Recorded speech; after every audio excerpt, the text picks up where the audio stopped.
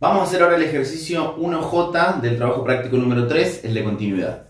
Nosotros sabemos que una función es continua en un punto si cumple estas tres condiciones, ¿sí? Si existe la función en ese punto, si existe el límite, ¿sí?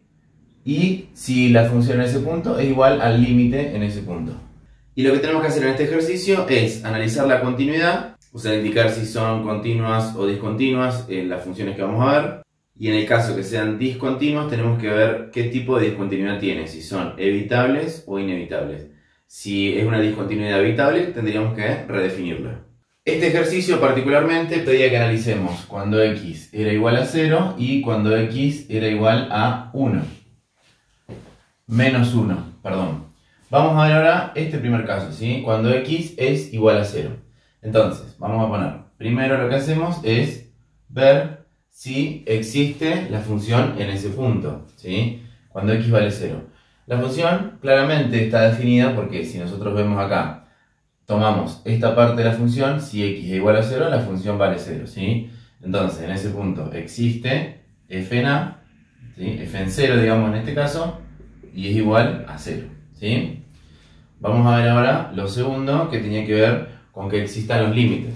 Para que existan los límites en ese punto, tienen que existir los límites laterales, ¿sí? Tenemos que analizar entonces cuando x tiende a 0 por izquierda y cuando x tiende a 0 por derecha, ¿sí? Entonces decimos, bueno, el límite cuando x tiende a 0 por izquierda, y ahora tenemos que ver cuál de las dos partes de la función tomamos, ¿sí?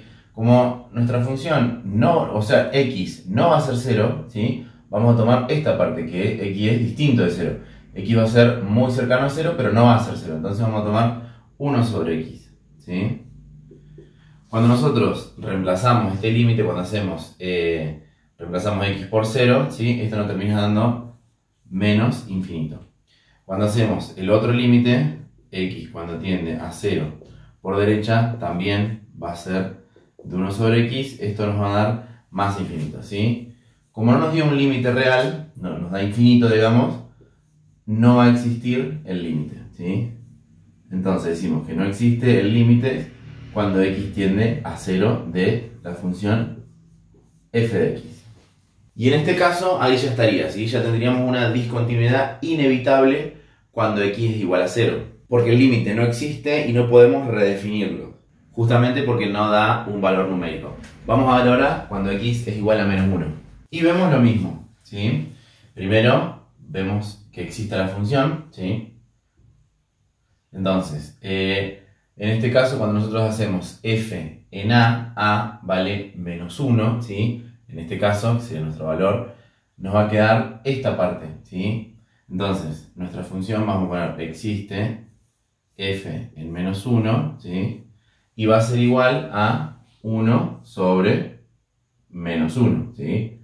Si lo ponemos así, esto nos termina dando menos 1. Esto va a ser lo que vale f en a, ¿sí?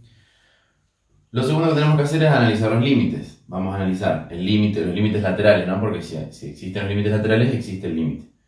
El límite cuando x tiende a menos 1 por izquierda, ¿sí? Tomamos esta parte de la función, 1 sobre x y nos da menos 1.